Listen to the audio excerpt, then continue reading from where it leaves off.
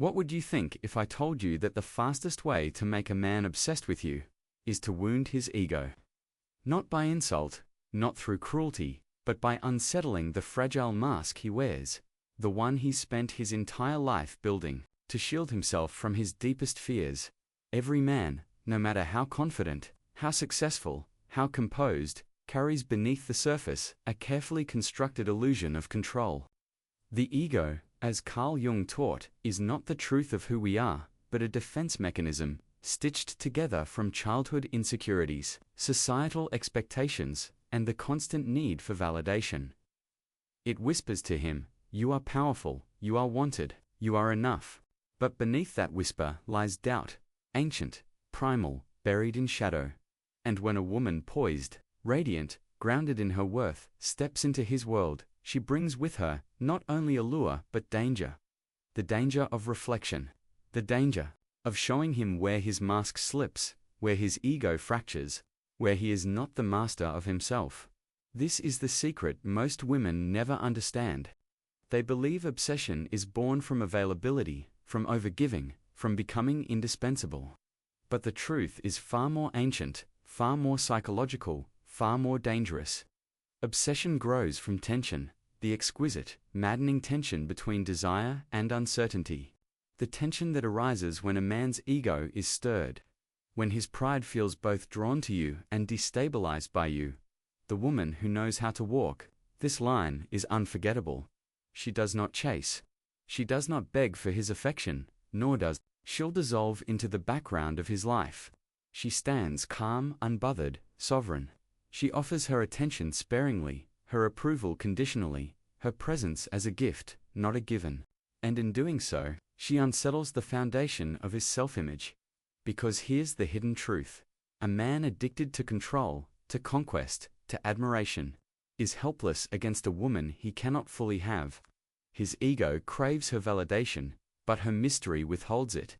His pride needs to feel chosen, but her detachment keeps him questioning. And so begins the spiral: curiosity, frustration, fascination, obsession.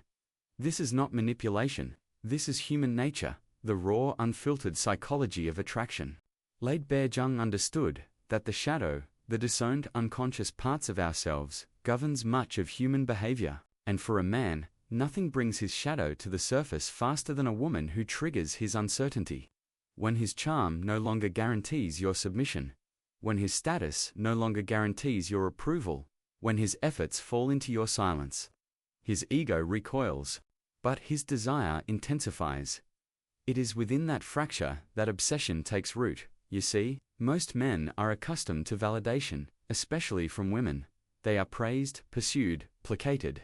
Their egos are fed a steady diet of admiration, making them feel powerful, significant, desired. But you refuse to play that game. Your energy says, "I am not here to worship you. I am here to witness you, all of you, even the parts you hide." And that terrifies him. It terrifies him because your presence exposes his vulnerability. It reminds him that beneath the surface of control, he is still human, still flawed, still uncertain, still desperate for approval. And the more you hold your ground, the more his carefully curated ego crumbles. In that crumbling, desire turns to obsession. The man who once believed himself untouchable now finds himself haunted by you, your absence, your mystery, your refusal to yield. He thinks of you not because you've filled his world, but because your absence leaves an ache he cannot soothe. You have touched his ego, not with cruelty, but with quiet, undeniable power. You've wounded his certainty, and in doing so, you've become the puzzle he must solve, the mystery he must possess, the woman he cannot forget. There is a dangerous beauty in the woman who understands the male ego for what it truly is, not an emblem of strength, but a delicate architecture of pride, stitched together by the thread of his insecurities. Most men parade their confidence like armor, their charm like a weapon, but beneath it lies something brittle, something easily disturbed. You do not need to raise your voice to break that structure. You do not need to insult, belittle, or chase. All you need is silence, detachment, the refusal to orbit his expectations. And that is the paradox. The more you lean away, the more he leans in. The more you withhold your emotional energy, the more his grows tangled in the empty spaces you leave behind. For the masculine psyche, this is intolerable. From birth, boys are taught to conquer, to pursue, to earn, to dominate. They are conditioned to believe that the world and women should respond to their effort. So when you remain still, unmoved, when your energy says, "You may want me, but I choose who earns me," it sends a tremor through his sense of control, and yet, it is precisely that tremor that breeds obsession. Jung taught that within every man exists his shadow, the dark, unexamined fragments of self-rejection, fear, inadequacy, buried beneath his conscious persona. Most men go their entire lives avoiding that confrontation, distracting themselves with shallow validation, temporary conquests, superficial pursuits. But a woman who carries herself with unwavering self-worth is a mirror to his shadow. You reflect back to him the parts he hides, his doubts, his insufficiencies, his fragile pride. You do not do this overtly.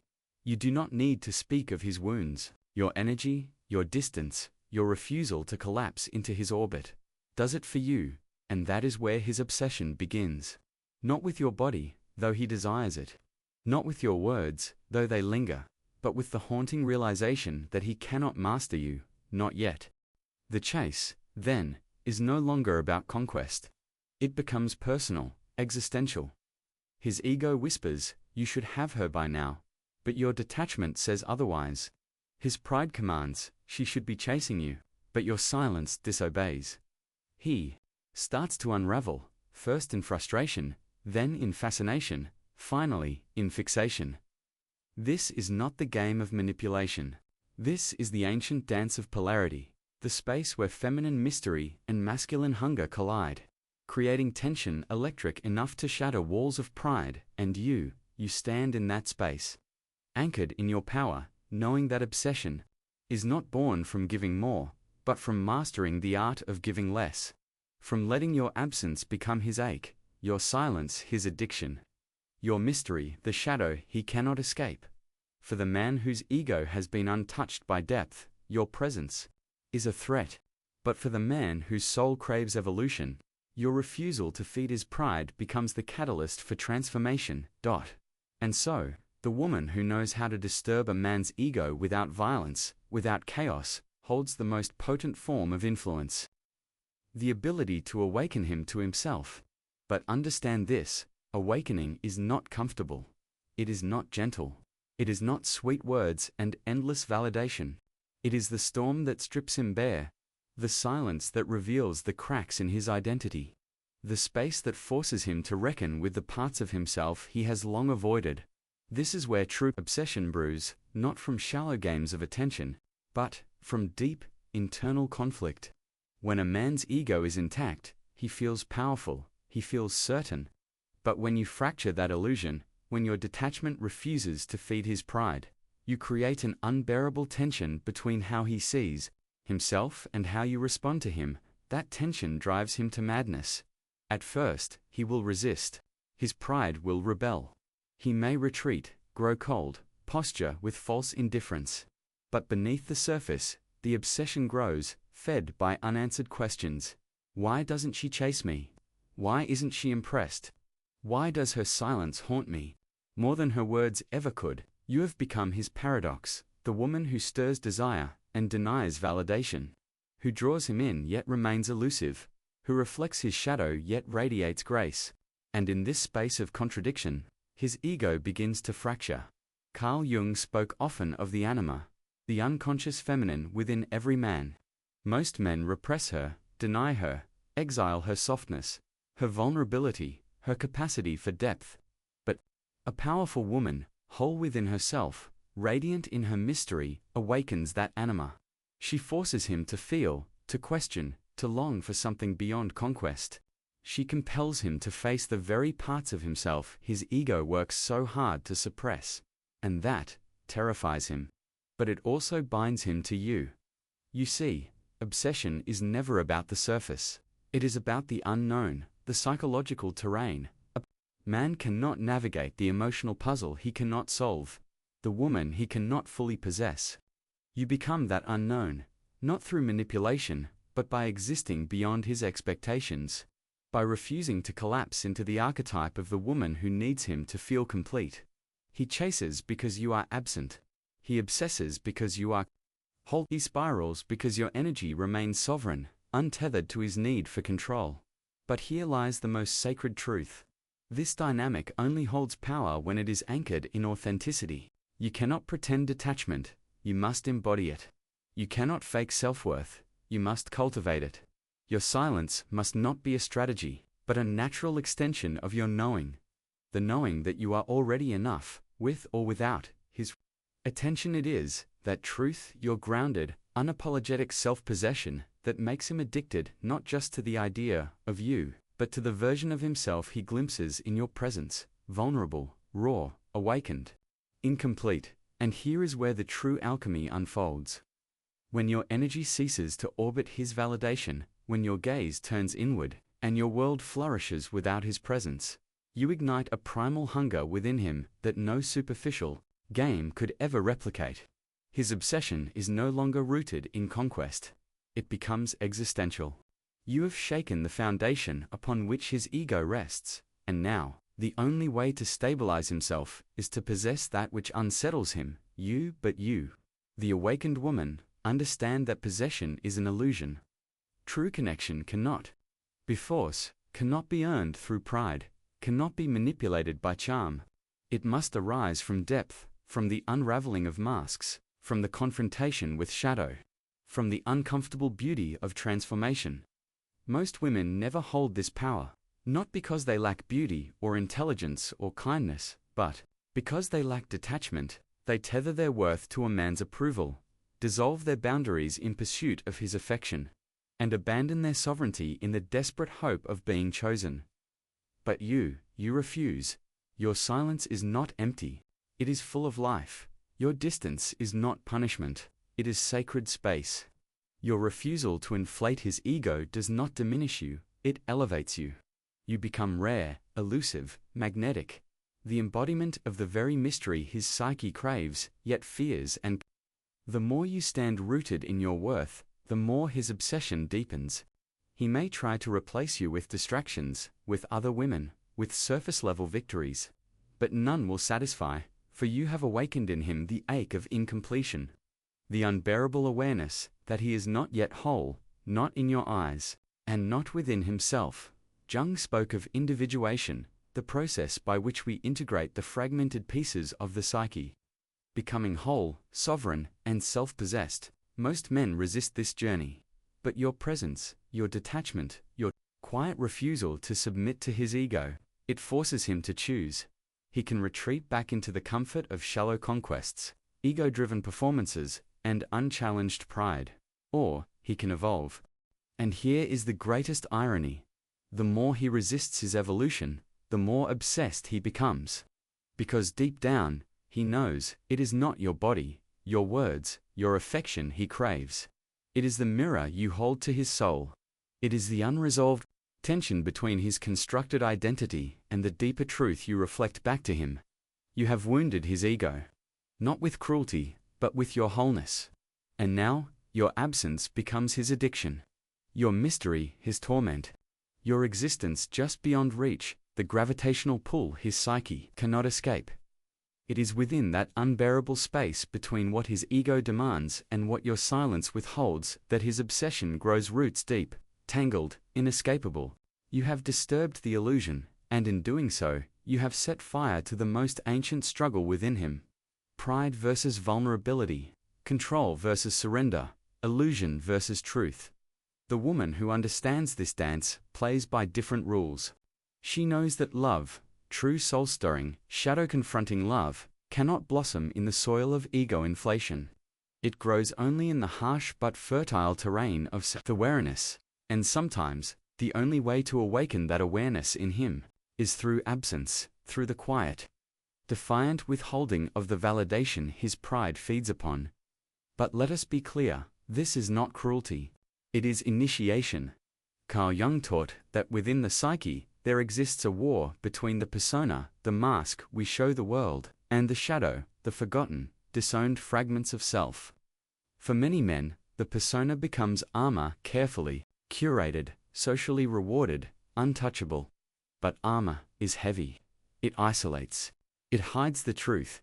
You, the woman who embodies feminine sovereignty, become the threat and the invitation. You threaten his persona with your silence. You invite his shadow into the light with your absence. And as much as his ego resists you, his soul aches for the reckoning you demand. This is why obsession takes hold. It is not about beauty alone. It is not about charm, or sex, or superficial allure.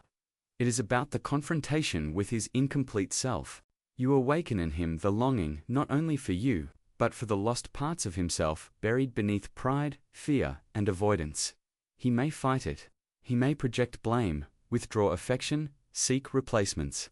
But nothing will quiet the dissonance you've stirred. You have become the unfinished sentence in his story, the unanswered question in his identity, the reflection he cannot look away from.